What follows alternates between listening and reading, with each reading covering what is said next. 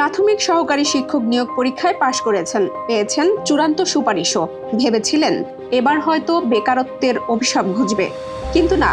নিয়োগপত্র হাতে পাওয়ার বদলে 14,000 প্রাথমিক শিক্ষকের ভাগ্য এখন ফাইলবন্দি।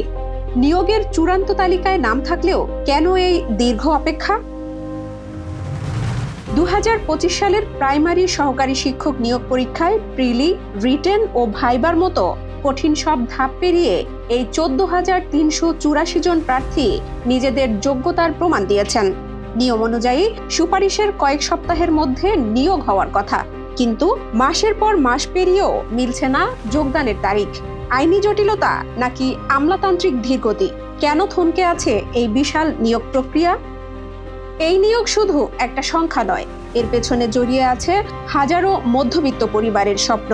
চূড়ান্ত সুপারিশ পাওয়ার পর অনেকেই খুশিতে টিউশনি বা ছোটখাটো চাকরি ছেড়ে দিয়েছেন। এখন তারা না পারছেন নতুন কিছু করতে, না পারছেন সংসার চালাতে। অনেকেরই সরকারি চাকরির বয়স প্রায় শেষ হয়ে এসেছে। এই অনিশ্চয়তা যেন তাদের জীবনের ওপর এক মরণ ফাঁদ হয়ে দাঁড়িয়েছে। সারা দেশে প্রাথমিক বিদ্যালয়গুলোতে যখন হাজার হাজার শিক্ষকের পদ শূন্য, সেখানে এই মেধাবীদের বসিয়ে রাখা কতটা যৌক্তিক? প্রার্থীদের দাবি স্পষ্ট, সব ধরনের প্রশাসনিক জটিলতা কাটিয়ে দ্রুততম সময়ে তাদের হাতে নিয়োগপত্র তুলে দেয়া হোক। কারণ প্রাথমিক শিক্ষার ভিত মজবুত করতে এই শিক্ষকদের ক্লাসরুমে থাকা এখন সময়ের দাবি।